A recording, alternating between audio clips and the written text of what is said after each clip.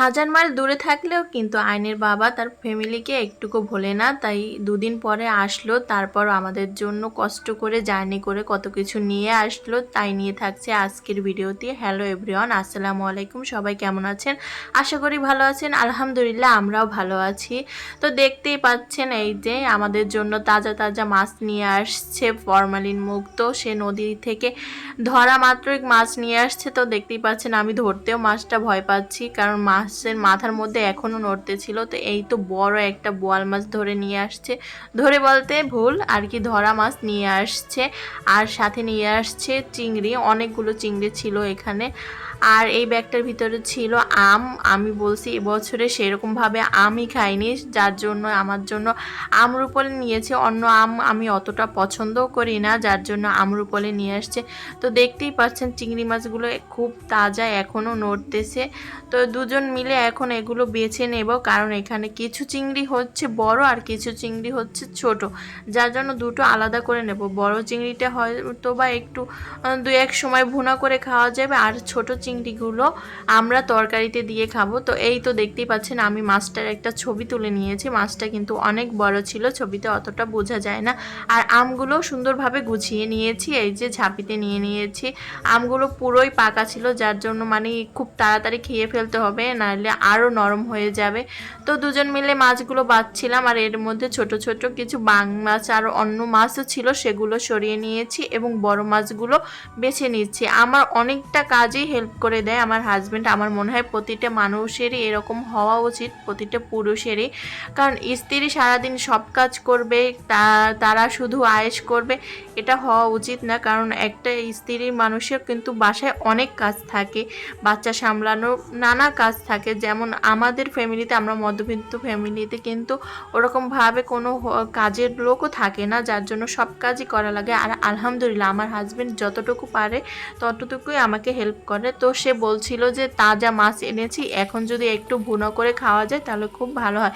আর সে খেতে চাবে, আর আমি কখনো রান্না করব না, এটা কখনোই হয় না। তো কিছু বড় চিংড়ি মাছ বেছে নিয়েছি, কুটে ধুয়ে পরিষ্কার করে নিয়েছি। এখন রান্না বসিয়ে দেব। এই তো কড়াইতে আমি তেল দিয়ে দিয়েছি, এর মধ্যে পেঁয়াজ এবং কাঁচামরিচ দিয়ে দিয়েছি।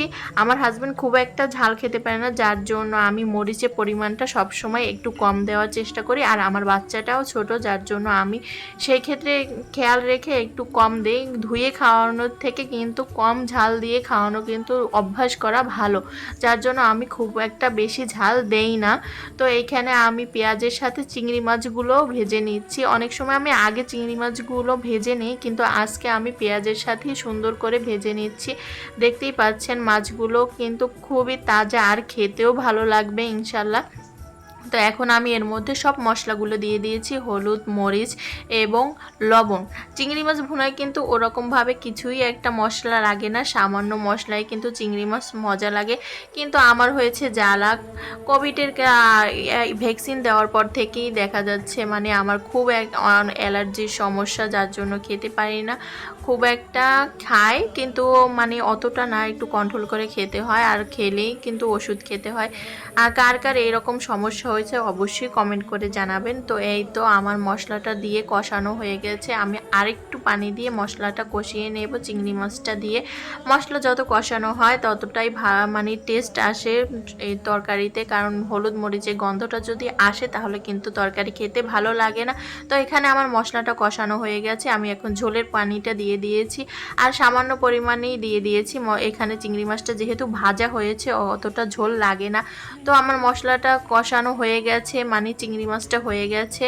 এই তো দেখতেই পাচ্ছেন, মাশাল্লাহ মাশাল্লাহ মাশাল্লাহ, লুকটা কিন্তু দারুণ হয়েছে, আর খেতেও অনেকটা মজা হয়েছিল। তো এই তো দেখতে পাচ্ছেন আমার চিংড়ি মাছের লুকটা অসাধারণ হয়েছে। তো তাজা মাছ খেতে কিন্তু খুবই ভালো লাগে, আর আমাদের এই দৈনন্দিন জীবনে সব কিছু প্রয়োজন, আর নকল খেতে খেতে মানে সবাই আমরা হয়ে গেছি। তো এক বাটি আম কেটে নিয়ে খেয়ে তারপর এই তো পরের দিন সকালে থেকে আমি ভিডিও শ্যুট শুরু করছি। ওই দিনকার রাতে আর আমি কোনো ভিডিও করিনি। তো সকালবেলা উঠেই দেখছি মেঘাচ্ছন্ন সকাল।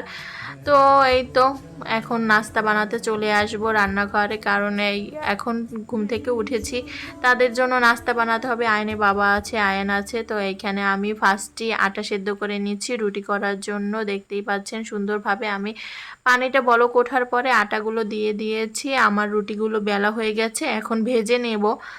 তো এই তো সুন্দরভাবে আমি ফ্রাই প্যানে রুটিগুলো দিয়ে ভেজে নিয়েছি। তারপর তাদের জন্য আমি রাস্তা রেডি করে নিয়েছি, দুজনের জন্য দু ডিম পোচ করে নিয়েছি ভাজি, এবং এইখানে পাশের চুলায় আমি এখানে চা বসিয়ে দিয়েছি আয়নের বাবার জন্য।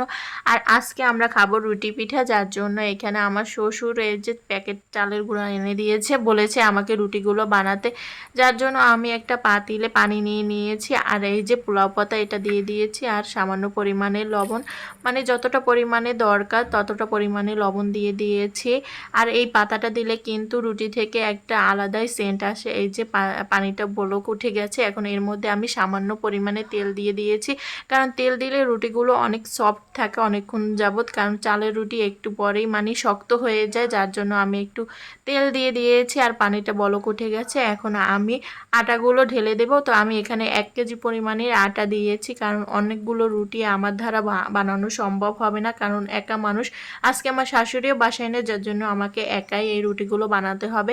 আমার শ্বশুর অনেকগুলো হেল্প করেছে, কারণ মাংসের তরকারিটা সে রান্না করেছে। আর আলহামদুলিল্লাহ আমার শ্বশুর অনেক রান্নাবান্নাই পারেন, কারণ সে তার চাকরি জীবনে ব্যাচেলার ছিল, যার জন্য রান্নাবান্না সেই করতো, সেইখানে রান্না করেই খেত। তো আমার আটা সেদ্ধ হয়ে গেছে, আমি এখানে আটাগুলো ময়ন দিয়ে নিয়েছি। এখন এই যে প্যারা কেটে নিয়েছি, তারপর রুটিগুলো বেলবো।